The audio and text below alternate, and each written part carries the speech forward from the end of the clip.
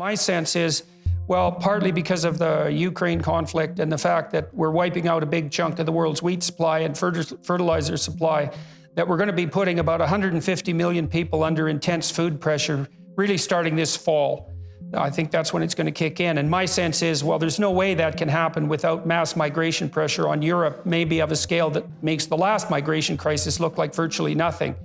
I started warning in January of 2020, actually, and I've warned every day since. And at this point, I warn about, a half a dozen times a day. If you show a 1% increase in unemployment, you get a 5% increase in psychiatric hospitalization. And that's because there's a lot of people who are just barely making ends meet. And then if you double the cost of necessities like energy or, let's say, fertilizer, or we could even put in food, then you're going to produce a tremendous amount of economic pressure on these people. Tilt them into starvation. And so we've seen what's happened in Sri Lanka, which is just an absolute bloody, major, significant, ongoing catastrophe. 21 million people in Sri Lanka. There's no way we're going to be able to feed them in any real sense for any long period of time. So all that eco movement forward on the Sri Lankan front is going to ensure that those poor starving people are going to eat every goddamn animal in that entire country to stave off starvation. And then they're going to burn everything for fuel, because what the hell else are they going to do? So this idea that we can make people poor, hungry, cold or hot by scaling back food production and disrupting energy supplies, and that's somehow going to save the planet, is as backwards a conception as any dimwit could possibly formulate. When people are hungry, as you know, within 48 hours, they're going to hit the streets, right? And they'll start robbing the stores. They'll start robbing the trucks and the trains and the boats. And so then supplies stop going.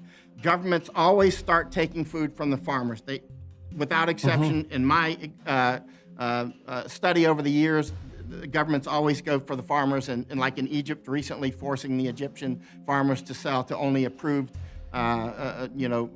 warehouses, that sort of thing.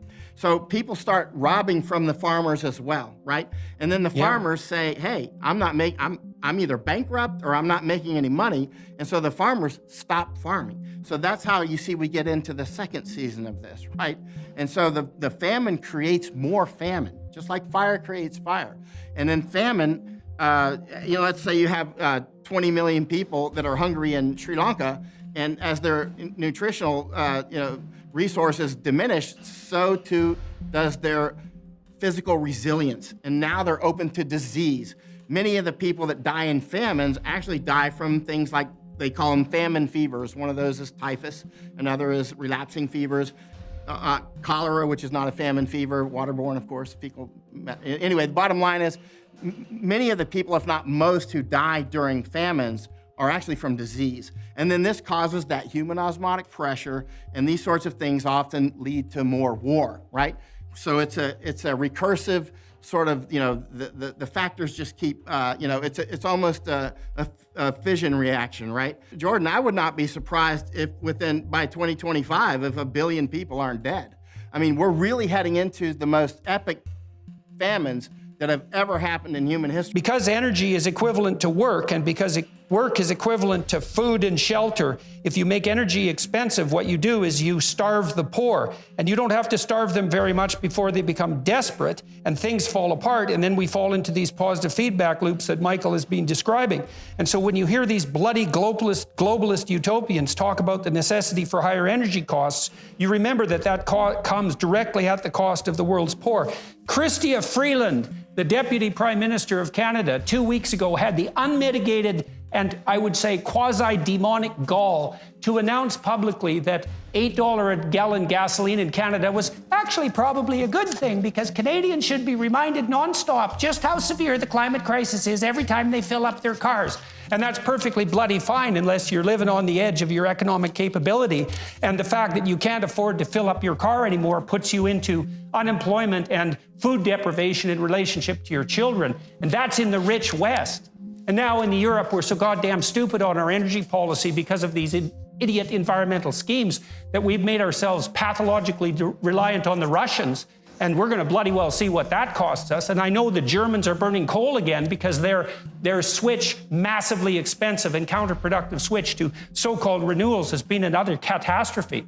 And so now God only knows how expensive energy is going to become, and that's directly related to the provision of the famines that Michael is talking about. So get ready for this, folks, because it's coming down the pipes. Jordan, Germans are collecting wood right now, as much as they can get. They realize this can be a very cold winter. Let the poor freeze in the dark. That's how you save the planet. It's yeah, coming, no kidding, man. If anything that can destroy the European Union, that'll be it. If Germany collapses, it's over, right? And, you know, many of us have been looking at Greece and Italy and Portugal and Spain for years, wondering which one would go first. I thought it would probably be Greece, but we saw Italy. Looks like they might be the first to fall off the tree, right? And probably the other three, Italy, Portugal, Spain, you know, Greece or Italy already. You know, Greece probably will be soon to follow. These are the weak canaries in this coal mine. I mean, it'll fall out of the European Union. Just so many factors that are really going the wrong direction. Transport, you know, famines in the past have generally been, recently I found the 1910, 1911 Britannica, and I looked up famine. I was just seeing what they, you know, thought about famine back then. And it was a very wisely written entry in the Britannica, and they said and the entry posited that you know, large famines are probably a thing of the past because now we have modern transportation. Obviously, some of the largest famines were yet to come because the largest famines are always caused not by locusts and drought, they're caused by people taking advantage of these things, right? Like the Holodomor in 1932-33 in Ukraine. Very good book on that called Red Famine.